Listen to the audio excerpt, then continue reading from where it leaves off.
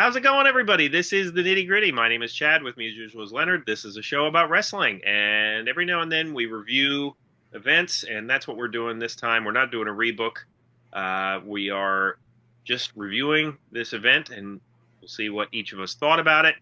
And that is AWA's SuperClash IV, final SuperClash event.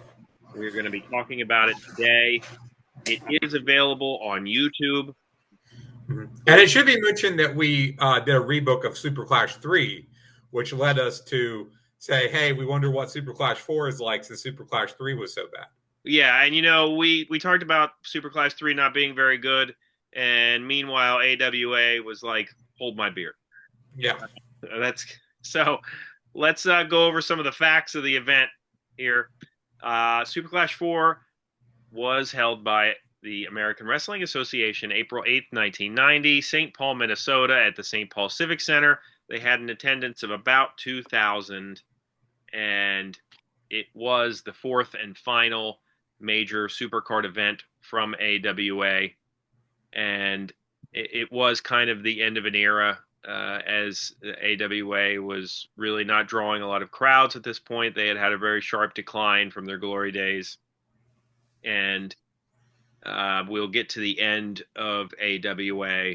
And before we go, it should be mentioned, you can tell, well, first of all, the YouTube video that exists, there's no commentary on it. Yeah. So it's even more of a slog without commentary to kind of explain things or break things up. But looking at the footage that exists, you can tell it's very dark.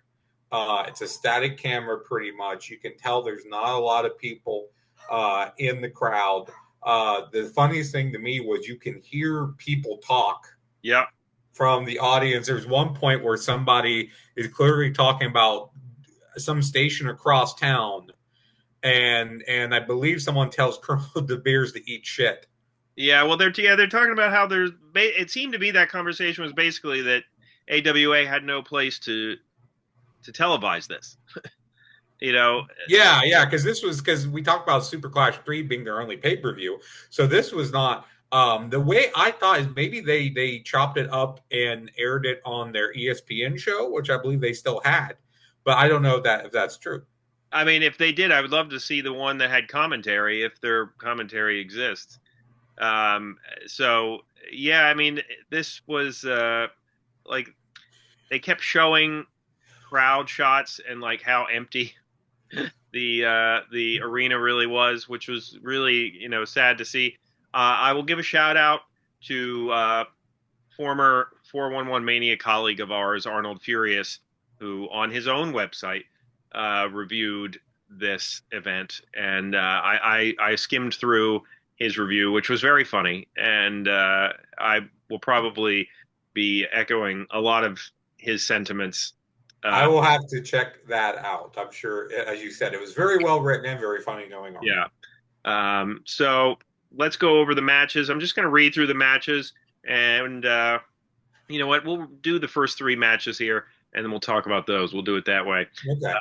The first match was Todd Becker against Jake Milliman, 4 minutes, 25 seconds. Jake Milliman would win that match. The next match, Brad Ringens and DJ Peterson against the Texas Hangman, Killer and Psycho. Texas Hangman would win that match, 12 minutes and 11 seconds. In the third match, filling in for JYD, Baron Von Raschke against Colonel De Beers with Sheikh Adnan Al-Kaisi. 8 minutes, 40 seconds. Baron Von Raschke would win this one by countout. So, yeah. Leonard, I'm going to throw it to you. What do you think of these two? Well, as far as the first two matches go, I thought they were very standard, for what they were, but not certainly pay-per-view quality, kind of weekly show opener quality. Milliman's nickname was Milkman. He famously won the Turkey on a Pole challenge for the end of the team challenge series. I didn't know a whole lot about Becker. Milkman gets the surprise victory here on a sunset flip. I didn't think the end was too bad. I gave it a star. and I think I might be even nice on these ratings that I'm going to be giving here. The tag match, I gave 2 stars too, because I thought the last kind of few minutes was pretty hot. I liked how they kind of turned the tag formula on its head, because you had the faces cheating to like going back and forth behind the ref's back, not the heels. Yeah. So that was good. So I wrote on both of these that they're both kind of just not actively bad and pretty inoffensive, but they're not good. Yeah. And, Go ahead. and then if you have thoughts on that, then we'll go on to Cheek So or I Rashki. mean, these first 2 matches were just forgettable. Really, there wasn't really anything to them that I thought. I mean, they both ended in like kind of quick fashion, as far as like there was a sunset flip, and then there was a small package, and it was just kind of like, I don't know, when you do that 2 times in a row like that, and you see the quality of the work. My first thought when this event started was like, they know, like the people that run AWA know how bad the company's doing, and like it's as if they didn't say anything to the talent about what was going on. Like, you would think that they'd want to rally the troops and be like, "Hey guys, go out there and give it your all. Like, let's do something different. Let's get the crowd's attention. Let's get them going." Nobody on this card, nobody was wrestling as if the company's future depended on it. No, it was just, this is a show, this is a paycheck. Yeah, and you know what? I would go as far as to say nobody on this card was wrestling as if it was a pay-per-view level event. No, Or a house show level. Yeah, this was a house show type event, and you watch it and you're like, well, if I didn't know why AWA was going to go bankrupt soon, now I know. Mm-hmm. But yeah, these matches were forgettable for me. Yeah. And then you have Rashki versus the Beers. When I think AWA, these are like 2 guys I automatically think of as these 2 guys. And they're also the definition of never worked out. They're just randomly big. Yeah. Like back in the day, wrestlers should just be just big dudes. They're just big dudes. This was just an awful match. The guys are older. I thought it was super lame overall. The lone high spot was the Beers missing a diving headbutt. The ending was lame, with the, you just beat the count in by half a second over the other guy.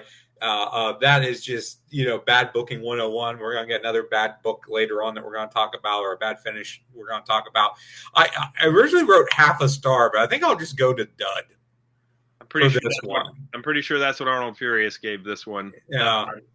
And I mean, these guys are both old. Baron Rashki, I think, was 50 at this point. Colonel De Beers was, I don't know, in his mid to late 40s at this point. Neither one of these guys can really do much of anything. Like, Arnold Furious talked about how, like, Baron von Raschke made his career as being a Nazi heel, and here at this stage of his career, he was like the goofy face. Yeah, he reached a point, and I don't know when that was. I think it was because he was around so long. Yeah. And all the other names disappeared, that it was just, we know Baron von Raschke. Yeah. So that might have just been how he got. And again, a dearth of named faces. Most of the name talent or the push talent on this card appears to be the heels. The faces appear to be mostly the nobodies.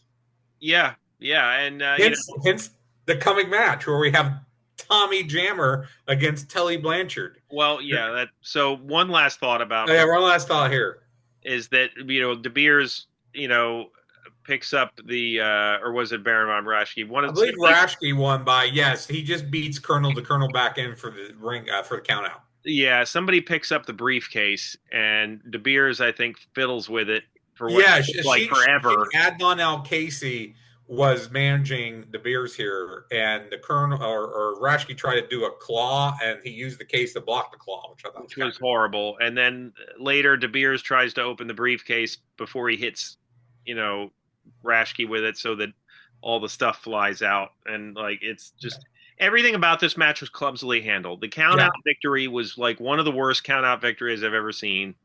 It was, and like, this is the first three matches. This is what you're doing. You're putting on to get the crowd going, and it's as if nobody cared. But next two matches, Tully Blanchard against Tommy Jammer, 16 minutes and 2 seconds, and Yukon Nord against Kokina Maximus with Sheikh Adnan Al Kaisi, a lumberjack match, 6 minutes 55 seconds. Tully Blanchard would beat Tommy Jammer, and like, I will again quote our friend Arnold Furious, who said, "When you go to Valhalla, you can tell them that you wasted 15 minutes watching this match." Like, because this match, like, when I saw, I was like, "Oh, it's Tully Blanchard. This can't be that bad." Oh my God, this was awful. Like, it was just an arm drag for like 15 minutes, and like, the Arnold's review was such that, like, I don't know, like, he kept going outside the ring almost as if he was going out there to like look for his cocaine stash. I actually didn't think it was that bad. I wound up giving it 2.5 stars. That Oh, wow. I might have been generous. Negative 2.5 stars. Really. I don't. Maybe I need to go back and rewatch it. See, my thing was, now, I would have hoped they could have found a better name for Tully Blanchard to face than Tommy Jammer. But I thought that Tully Blanchard brought his veteran experience to this. I thought that he told a story. That it was sort of like Blanchard, through his body language and his action, he tells a story. He starts off cocky, realizes he underestimated this kid, and he's constantly jawing at the ref, a Jammer. He's the one. He's telling a story. I guess that's why I kind of gave it a pass, because I did feel that there was a story being told here, even though the work inside the ring may not be great. Jammer's very generic. He's this creative wrestler on a video game that you start with. But I actually really liked the beatdown afterwards when they were fighting in the aisle and destroying Jammer's knee with a steel chair. Like, maybe that was the extra half star I threw on it. Maybe was the fight in the aisle. I thought the fight in the aisle was great. I maybe because the first three matches were so awful, when I got something that was Tully Blanchard doing technical stuff, I was like, yeah, that's good. I enjoyed that. So. You described Tommy Jammer as generic. I think that could probably describe this entire card. Yeah, most everyone. But yeah, I mean, I don't know. I think the story Tully Blanchard was telling us was that he was bored. But you know what? Could be. I wish I was wrestling someone other than Tommy Jammer. Could also be. So the highlight of this card for me was seeing Kokina Maximus in anything. Now, this lumberjack match was not good. No, not at all. The lumberjacks were awful. They just kind of pointed at the ring when anyone came out of it. Yeah. Now, it should be mentioned that Kokina Maximus is Yokozuna, for those who may not know, and he looks positively svelte here. And then Nord is the Berserker would be better known as the Berserker from the WWF. Right. Yeah, and it was cool just to see a young Yokozuna here, because we've seen pictures, but I'd never actually seen a match where he was calling himself Kokina in any facet. So, but yeah, the lumberjacks didn't look like they were paying attention. It didn't look like they wanted to be there, and it was just odd. 6 minutes 55 seconds for that one. The two main matches: Larry Zbyszko against Mr. Saito for the AWA World Heavyweight Championship. Nick Bockwinkel is the special guest referee, and the last match, the main event, is the Trooper and Paul Diamond against the Destruction Crew of Mike Enos and Wayne Bloom in a steel cage match with Bob Lertzema as the special guest referee. 24 minutes, 52 seconds for that one. Let's first talk about Zbyszko and Saito. Okay. Now, this is the match I hated. I don't know what Arnold gave it. I would have called this a straight dud, if not into negative stars. It is, I forget, how long did you say this was? This one is 16 minutes and 1 second. Felt like a half hour in a bad way. It was slow. It was dull. The only time the crowd popped was when somebody got in Nick Bockwinkel's face and Nick threatened him, Yeah. It's so much stalling, so many rest holds. Just boring. I mean, they're the only. Like I said, the crowd pops when Bockwinkel gets involved, and the few times that there's strikes is when he gets involved. And then the finish is terrible. If we talked about that count-out finish being bad, this is the other awful finish. It is the number one dusty finish. You know, it's so it's Sato does a German suplex with bridge. Larry gets his shoulder up. Sato doesn't. Bockwinkel counts it out or counts him down, and Larry wins the belt back, which I think was probably a compromise because they wanted to get the belt back in the U.S., being that Sato was a Japanese-based wrestler. So that would be my guess there. So there were a couple of spots towards the end that I did like, but overall, this was boring. This is I mean, for me, Blanchard Jammer looks like Steamboat Flair next to this pile of crap. Well, I didn't see. I think we're probably switched on this. I wouldn't give this 2.5 stars like you gave that last match, but I would maybe go 1 3/4 or 2 here. Like there were some spots I thought were okay, but the finish destroys it because it's like, Saito's shoulders are not necessarily flat on the mat. Like, he's doing he's doing that sort of suplex, and it just wasn't well done. Like, it was just like you have like these quick roll up finishes, you have a count out, and now you have this, as you described, a dusty finish. And it's just like we're trying to how anybody, I guess Vern was just like a guy who, once he was set on something, nobody could tell him any different. But how? Yes, from everything I heard, Vern came up in the 50s, and it was still the 50s in his brain in 1990. Yeah, and just how nobody could say to him, if we want to make any money, this isn't the way to do it. But so Zbyszko. Have you seen the pilot episodes available on YouTube for the AWA, the original Team Challenge TV show? I saw whatever one thing was available. I did see. Yes, there's one episode available, which I think is the only one available, is the pilot that they shopped around. But that was Greg saying to Vern, "Hey, let me try something." Yeah, and trying to do things with graphics and camera trickery and trying to cover up the fact that they couldn't fill an arena. Right. And at least it was a try at something, even though it failed. Yeah. And so Saito won this title against Zbyszko at an AJPW Super Show, by the way. And obviously Zbyszko was with AWA once before. He's, married to Vern's daughter or whatever. Yes. So there's that backstory as well.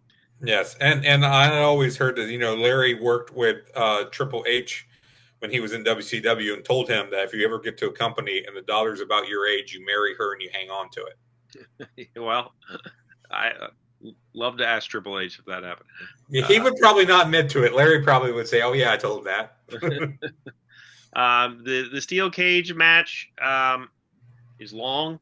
I really liked it. This was the best match on the show for me. I mean, I will agree with you on that point, but I will say that, it seemed like they only had one thing to do, which is slam heads into the cage. And beyond that. Yeah. Well, see, I like that they didn't overuse the cage or cage spots. I think today we're trained to see people doing crazy crap, flipping off the cage and stuff like that. The fact that they used the cage minimally, I like. They got juice out of it. I liked how Tully Blanchard is holding up the chair and they're throwing the guy into the cage, into the chair. I like that. I don't know if I had seen that before. All that stuff is fine. However, because we saw all that stuff, it makes the ending to me a pile of horse shit. Because you have the referee involved. He slams one guy into the cage, and then he does the worst leg drop I've ever seen. And yes, I realize this guy is, I guess, a former football player. Yeah, so his name is Bob Latsuma or Latsuma, something of that nature. Lurtsema, thank you. He was a former defensive end, played for the Minnesota Vikings, some other teams, but his nickname is Bench Warmer Bob. So they couldn't even get a good NFL player to come in here. And they kept like Tully Blanchard in the promos after this was like calling him the great Bob Lurtsema, the world renowned. And I'm like, are you like how drunk do you have to be to like say that with a straight face? Like, so Lurtsema owned a sports bar in the area. He was known in the area. And it should be mentioned that after this, Lurtsema teamed with Diamond and Trooper against the Beverly Brothers and Tully Blanchard. At Twin Wars 90. Yeah. I think at least 2 times. And in 6-man tags, I think one at least was in a cage. And I think Lurtsema won both of them over Blanchard. It makes sense. It's just like, this is your main event. It's not for the tag titles. That alone is so stupid. Mm-hmm. It's in a cage, but it's not for the tag titles. And you're not going to give the fans a clean finish because, you just had nothing but mostly crap finishes. You're going to give them a finish where the referee gets involved. Because Bob Lurtsema was the most over person in the building. Well, you might be right about that. Yeah, so I mean, I will concede that this is probably the best match on the card because, the Destruction Crew were a good tag team. Yeah, it should be mentioned they were better known as the Beverly Brothers in the WWF. That Paul Diamond was part of Bad Company with Pat Tanaka. Tanaka was part of the Orient Express at this point in the WWF. Right. Paul Diamond would eventually become Kato in the second version of that. And then the Trooper was Del Wilkes, who would go on to become the Patriot. And then Wilkes and DJ Peterson would become the last holders of the tag team title belts, because I believe after Diamond leaves, then that's when Peterson teams with the Trooper, and they wind up winning the belts off of the Destruction Crew. Right. So yeah, this was the whole card. It's a little, with the promos, it's a little under 2 hours. Let's talk about. Yeah, we should mention after the show is over on the YouTube recording, there is a bunch of promos, which all seem to have been taped after the show or after their matches, at least. Unedited, clearly. Completely unedited, because Eric Bischoff has a look on his face like he's disgusted with every human being. Yeah. Oh, he definitely looks like he doesn't want to be there. And, I mean, he doesn't talk, so I don't listen to Bischoff's podcasts anymore for obvious reasons. But when I did, and he referred to his AWA days, I mean, he is honest about how the attitude and the morale was there at the time. He doesn't necessarily talk badly about it, but yeah, I mean, if you look at him here, even though he's new to the business, he had replaced the longtime announcer in AWA. So this was his first foray into the wrestling business, and it just looks like he's not loving it. No, and nobody delivers a great promo. I like that. Bob Lurtsema again probably delivers the best promo, where Bischoff asked him, "Do you think you overstepped your authority as referee in that last match?" And he says, "You bet your sweet bippy I did." Yeah, but everything he said contradicted itself. He's like, "I know it's no disqualification, but they were violating the rules," and I'm like, "What the hell are you talking about?" Like, he just kept saying it. He's like, "It's no disqualification, but they broke every rule," and I'm like, I watched 2 hours of this. Is what? Yeah. Like, you could make a list of all the things you could do while watching SuperClash IV. Like, you could work on your taxes, I think. And so I watched it when my wife was out of town. And you sit on the couch and watch it like. I sat in the recliner with the dogs. Did at any point were you doom scrolling? I tried not to. Oh, I will say this. I watched half the I think I got up to Zabisco and Sato, and then my mother and my niece came. Okay. Because they were dropping off an easel that we let them borrow from Jenny's art room. So I did get probably an hour and a half break before I came back and finished it. And I did have lunch in there as well. Well, hey, so you didn't make your family members be like, you know what? I have to finish this. You're Yeah, watching. you have to sit down and watch this with me. No, I did not. And again, I watched it when my wife's out of town on the big TV downstairs. Yeah. So I would say I watched maybe 80% of it straight. Okay. With the break and lunch, and I maybe checked my phone a couple times, but I tried to watch it straight. I also tried to watch it straight. It was not easy to do so. I don't know what my percentage would be. Maybe not 80%, maybe more like 70, 75. But yeah, so the after the pro, it's about a little under 2 hours. It's tough to watch because there's no commentary, right? But Yeah, I don't know if the commentary would have been better. Considering who would have been doing the commentary, I don't know. It would have been Bischoff, and I'm not sure who they. It probably been Greg. I mean, it's probably would have been Bischoff and Greg. Yeah, you're right. You're right. So this was obviously very quickly afterwards, AWA would be no more, and a little bit about that. In the fall of 1990, they had their last television taping on August 11th, and because of that, Zbyszko signed with WCW. As his last official act, Gagne stripped Zbyszko of the AWA title in December of 1990. In 1991, Gagne and his promotion officially filed for bankruptcy. He did promote 2 cards in May of 91, featuring the return of Greg Gagne and Wahoo McDaniel and other stars, many of whom are on the card we just talked about. Mm-hmm. We did do an unstable stable at one point, which was the dying days of the AWA. We did, yeah. And I believe Kelly Blanchard and Sergeant Slaughter may have been our top picks. Slaughter was not on this show, but right, no, he was not. The AWA would continue rerunning matches in their weekly ESPN time slot and their syndicated All-Star Wrestling show. They did a commercial tape, Hulk Hogan's Highlights, in 1991, which is hilarious to me. I think I remember seeing that in stores, actually. Remember those, like, just really, for lack of a better word, ghetto-looking VHS tapes in stores, Leonard? Oh, yeah. A lot of it was and if they had, like, a star, they would throw them on there. Randy Savage's lost matches, that wasn't AWA necessarily, but like. No, that was probably from the IWC. Yeah. His dad's promotion, maybe. I remember getting, like, Booker T before they were stars. Yeah, I remember that. It was a DVD, but it was, like, from Global, I think. Yeah.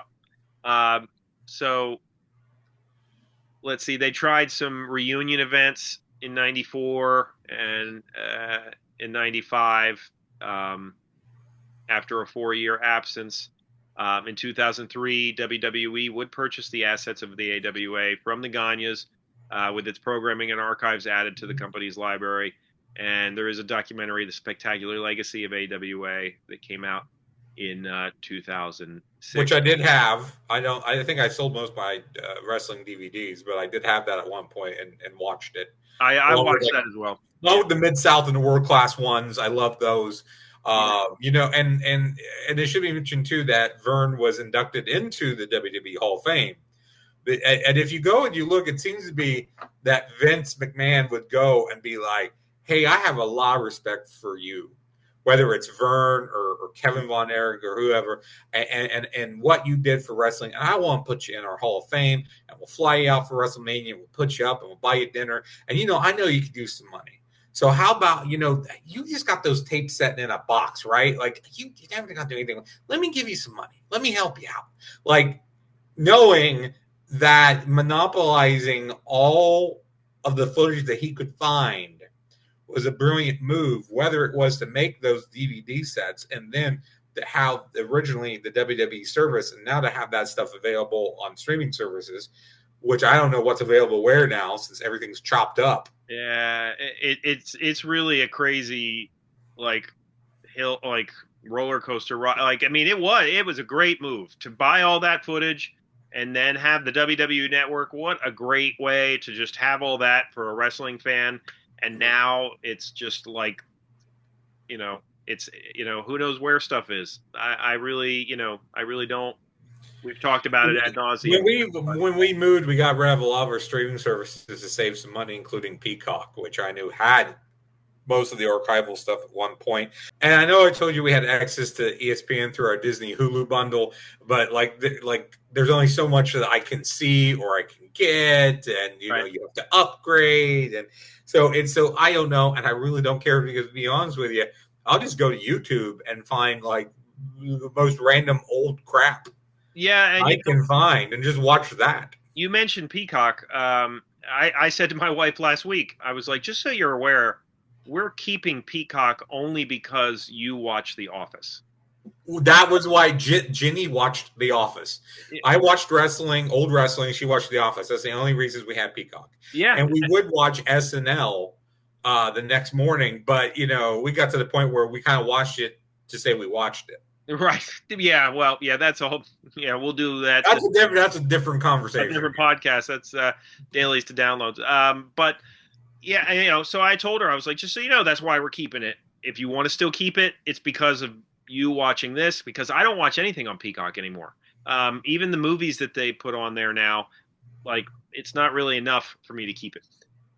So yeah, it's sad in a way, but you know, AWA was a cool place for classic wrestling. This point, you know, like Eric Bischoff, I think talked about in the documentary that like Vern was leveraging money against his property, and you know, it was just a mess. And I really do believe that somebody kind of needed to sit him down and have a stern talk, like, you know, if you're going to do this, you know, you got to do it a different way. And it wasn't going to be Greg. No, it wasn't going to be Greg. I don't know who even would have in an alternate universe. I mean, Paul Heyman comes to mind. This was at a point where he was trying to get his claws into something.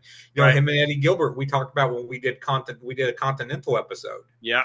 When Gilbert and Paul Heyman were booking down there. They would be the only guys I could think of that would want to go in somewhere. And of course, then they went into early ECW.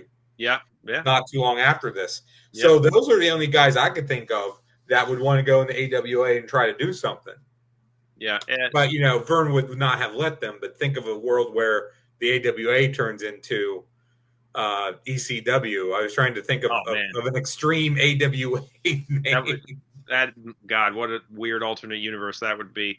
But yeah, so I've seen 2 out of the 4 Super Clashes at this point. Yes, I will. I think I did watch the first one, which was a more NWA Super Show. Right. And I believe the main event of that, I think, was that a Flair? Flair is on one of them. I know at least Flair's on the first one. I can't remember who he faces. It might have been Kerry Von Erich. But yeah, I know the first one's supposed to be very good, and then the second one was, I think, also might have had NWA influence, but not a lot, not as much as the first show. All right. Well, if you remember Super Clash 4, let us know what you thought about it. If you were there, please let us know. Give us a comment or a shout out that you were there. Yes. If you're one of the 2,000 people that were there and remember it. Yeah. Because most of those people are probably dead. If you have memorabilia from that event, also, like, hey, like, hit me up. I would love to. If you were the guy that screamed, eat shit and die at Colonel De Beers, yeah, be sure to let us know that. A fat tub of shit or something like that. Yeah, whatever. The people sitting next to that device were the most entertaining of the event.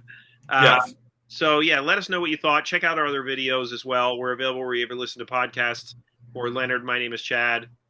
Thank you very much, and we will see you next time.